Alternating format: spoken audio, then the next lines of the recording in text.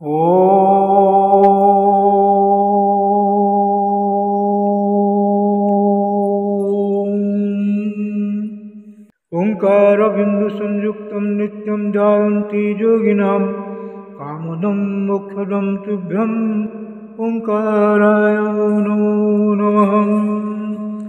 गुरुब्रह्मा गुरुर्विष्णु गुरुदेवो महेश्वर गुरु साक्षात् परं ब्रह्म तस्मै श्री गुरवे नमः।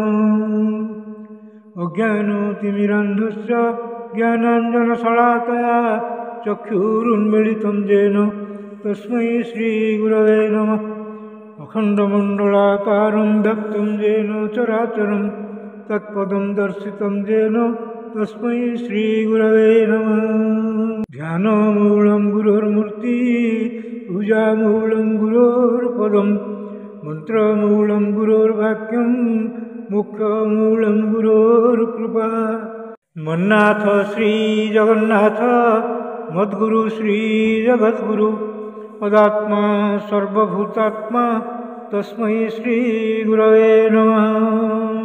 जंदारु ब्रह्ममूर्ति प्रणवतनुधरं सर्ववेदान्तसारं भक्तानां कल्पवृक्ष भवजलतरणी सर्वतत्त्वानुतत्त्वं योगिनां हंसतत्त्वं हरिहरनमितं श्रीपति वैष्णवानां शैवानां भैरवश्च पशुपति परमशक्तितत्त्वं च शाक्तं बौद्धानां बुद्धसाक्षात् ऋषभजतिवर जैनसिद्धान्तसारं तं देव पातु नित्यं कलिकलुषहरं नीलशैलाजिनाथम्।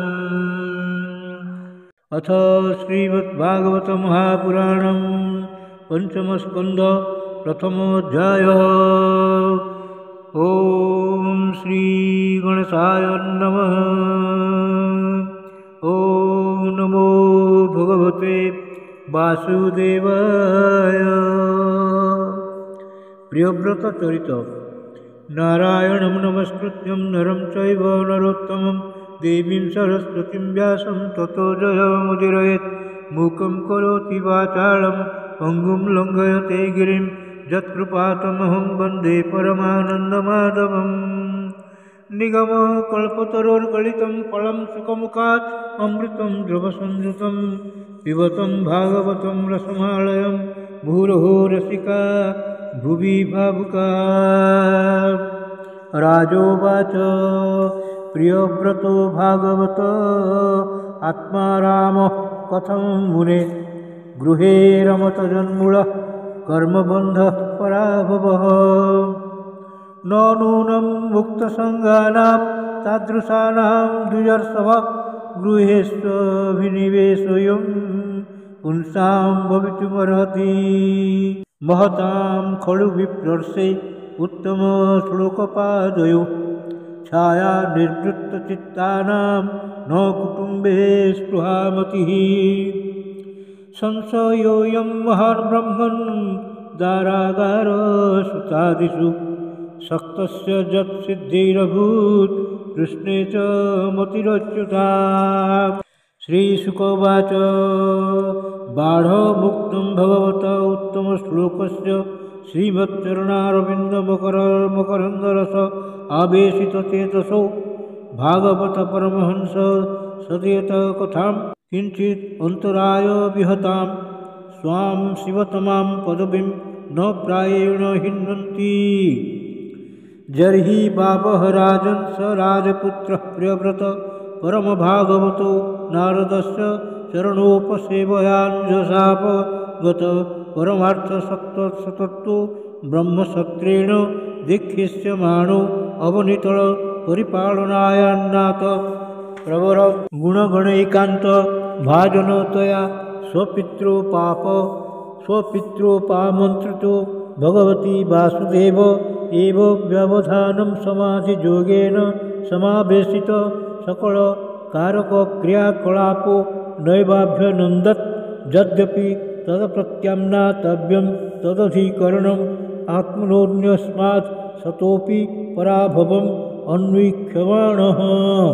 अथः भगवानादिदेव एतस्य गुणविसर्गस्य परिभृंगाणानुध्यानम् अव्यवस्थित सकल जगत अभिप्राय आत्मजोनिर अखिल निगम निजगुण परिवेष्टित स्वभाव नादवततार स तत्र तत्र गगनतल उडुपतिर इव विमानात्मलिभिर अनुपथम अमरपरि दृढ़ैर्भि पूज्यमानः पथि पथि च वरुषसः सिद्ध गंधर्व साध्य चारण मुनि गुणैर उपगीयमाने गंधमादन द्रोणीम अवभासन पसर्षप तत्र वा एनं देवर्षिहिं सजानेन पितरं भगवन्तं हिरण्यगर्भम् उपलभमान सहसैवोत्थाय श्रणेन सह पिता पुत्राभ्याम्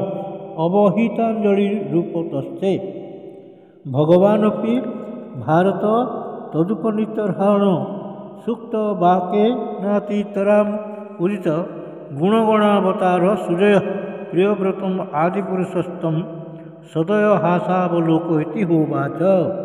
श्री भगवानुवाच निबोध तातेदमृतं ब्रवीमि मासूयितुं देवमर्हस्य प्रमेयं वयं भवस्ते ततये समहर्षि बर्हाम सर्वे विवसादस्य दृष्टं न तस्य कश्चित् प्रसा विद्याया वा न जोग बीर्येण मनीषया वा नैवार्थधर्मे परतः स्वतो वा कृतं विहन्तुं तनुभृत् विभूयात् भवाय नाशाय च कर्मकर्तृं शोकाय मोहाय सदा भयाय सुखाय दुःखाय च देहजोग मद्व्यक्तदिष्टं जनताङ्गधत्ते जद्वाचितन्त्यां गुणकर्मदामभि सुदरस्तरैर्वत्सं वयसुयोजिता सर्वे बहामुः बलिमीश्वराय प्रोता नसीव द्विपदे चतुष्पदा ईशाभिसृष्टं ह्यवरुन्धक्षिङ्ग दुःखं सुखं वा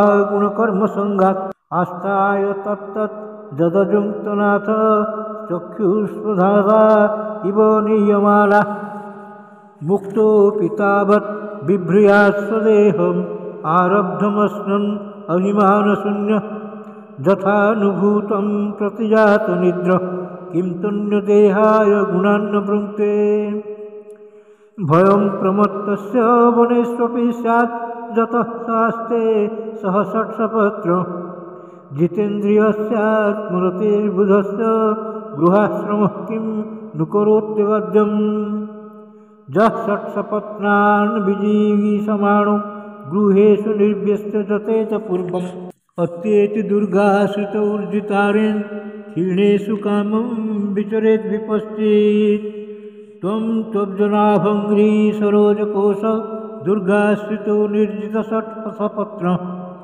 भुङ्क्ष्वेह भोगान् पुरुषातिदिष्टान् विमुक्तसङ्गः प्रकृतिं भजस्व।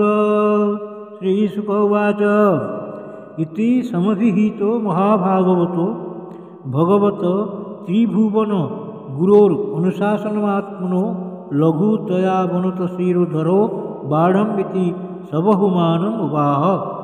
भगवानपि मनुना यथा वदुपकल्पिता पतितिः प्रियव्रत नारदयोर्विषमम् अभिसमीक्ष्यमाणं योरात्म समावस्थानं वाङ्मनसं क्षयम् अव्यवहृतं प्रवर्तयन् गमत्। मनुरपि परिणैवं प्रतिसन्धितमनोरथः सुरर्षिवरानुमतेन आत्मजम् अखिलधरामण्डलस्थितिगुप्तय आस्थाप्य स्वयं अति विषजलाशया उपरराम इति भाव स जगतिपतिरीश्वरेच्छया अधिनिवेशित कर्माधिकारो अखिल जगद्बन्धध्वंसन परानुभावस्य भगवत आदिपुरुषस्याङ्घ्रि युगलान् अनवरत ध्यानानुभावेन परिरन्धित कषायशयो अवादपो मानवो वर्धन्नो महतां महितलम् अनुशशास। अथ च दुहितरं प्रजापतिर्विश्वकर्मण उपजेमि बर्हिस्मृति नाम तस्यामुह भाव आत्मजानात्मसमान शीलगुणकर्मरूपे बीर्योदारान्दश भावयां भूव कन्यां च जव्यसि मूर्जस्वतीं नाम अग्निध्रेज्व जिह्व यज्ञबाहु महावीर हिरण्यरेता घृतो पृष्ठ सवन मेधातिथि वितिहोत्र कवयति सर्व एवाग्ने नामानः एतेषां कविर्महावीरः सवन इति त्रय आसन्नद्वरे ततस्त आत्मविद्याया मर्भव भावादारभ्य कृतपरिचया पारमहंसमेवा श्रमम् अभजन् तस्मिन्नु हवा उपशमशीलाः परमर्षयः सकलजीवनिकायावासस्य भगवतो वासुदेवस्य भीतानां शरणभूतस्य श्रीमच्चरणारविन्दा विरतस्मरणा विगलित परमभक्तियोगानुभावेन परिभावितान्त हृदयाधिगते भगवती सर्वेषां भूतानाम् आत्मभूते प्रत्यगात्मन्योगात्मनो स्तात्या आत्मविशेषणे समीयुः अन्यस्यामपि जायायां त्रयः पुत्रा आसन्नुतमः तामसो रैवत इति मन्वन्तराधिपतयः एवम् उपसममायनेषु स्वतनयस्वध जगतिपतिर्जगति अर्बुदान्येकादश परिवत्सराणाम् अव्याहताखिल पुरुषकारसार संभृत दोर्दंड जुगला पीड़ित मौर्वी गुणस्तनित विरमित धर्म प्रतिपक्षो बर्हिस्पत्याश्चानु दीन मेधमान प्रमोद प्रसरण जौषिण बिल्या प्रमुषित हासावलोक रुचिरोक्षलनिद्याभि पराभूयमान विवेक इवान बुद्ध्यमान इव महामना भुजे यावत् अवभासयति सुरगिरी मनोपरिक्रामन् भगवान् आदित्यो वसुधातलमधेर्नैव प्रतपत्यर्थेन अवच्छादयति तदा हि भगवत् उपासनो क्वचिताति पुरुषप्रभाव तत् न अभिनन्दन समजवेन रथेन ज्योतिर्मयेन रजनीमपि दीनं करिष्यामीति सप्तकृतस्तरुणी मनुपर्यक्रमात् द्वितीय एव पंगतपतंगः जे वा ऊह तद्रथ चरणनेमीकृत परिखातास्ते सप्तसिन्धवासन् जत एव कृताः सप्तभुवद्वीपाः जम्बूप्लक्ष शाल्मली कुश क्रौञ्च शाक पुष्कर संज्ञास्तेषां परिमाणं पूर्वस्मात् उत्तरो यथासंख्यं द्विगुणमानेन बहिसमन्ततः उपकृताः क्षीरोदे क्षूर सुरोद घृत क्षीरोद दधि मंडोद शुद्धोदाः सप्त जलधयः सप्त द्वीपपरिखा इवाभ्यंतर द्वीपसमाना एकैकस्येन यथानुपूर्वं सप्तस्वपि बहिर्द्वीपेषु पृथक् परित उपकल्पितास्तेषु जम्बादिषु बर्हिस्पतिपतिर अनुव्रतानाम् आत्मजानाम् अग्निधिष्ण जिह्व यज्ञबाहु हिरण्यरेतो घृतपृष्ठ मेधातिथि वितिहोत्र संज्ञान यथासंख्यकैनैक एकस्मिन्के अमेबाधिपतिं विदधे दुहितरं चोर्जस्वतीं नामो सनोसे प्राजज्जत् जस्यमासीत् देवतानि नाम काव्यसुता नैवं विधः पुरुषकार उरुक्रमस्य पुंसां तदङ्घ्रि रजसा जित्षड्गुणानां चित्रं विदुरविगतः सकृतात् अधीतः जन्नामधेयमधुना सजहाति बन्धं स एवं अपरिमितबलपराक्रम एकदा तु देवर्षिचरणानुपतित गुणविसर्गसंसर्गेण निर्वृत्ति जीवात्मानं मन्यमानम् आत्मनिर्वेद इदमाह अहो असाध्यनुष्ठितं दत् अभिनिवेशित अहम् ऐन्द्रियविद्यारचितं विषमविषान्धकूपे तदलमलम् उमस्या दुनिताया विनोदं मृगं मां दिग्धिकति गर्ह यांचाकार परदेवता प्रसादाधिगतात्म प्रत्यवमर्शेनानु प्रवृत्तेभ्यः पुत्रेभ्यः इमां जतोदयां विभज्य भुक्तभोगां च महिषीं मृतकम् इव सह महाविभूतिम् उपहाय स्वयं निहितनिर्वेदो हृदि गृहीत हरिर्विहारानुभावो भगवतो नारदस्य पदवीं पुनरेवानुशासार। तस्य वा एतः श्लोकः। प्रियव्रत कृतं कर्म को नु कुर्याद्दिनेश्वरं जो नेमीनं नहिर्करो छायां धन सप्तवारिधीन् भूसंस्थानं कृतं येन शरद्गिरिवनादिभिः सीमा च वृतनिवृत्तै द्वीपे द्वीपे विभागसः भौमं दिव्यं मानुषं च महित्वं कर्मजोगजं यश्चक्रे नरयोपम्यं पुरुषानुजनप्रियः।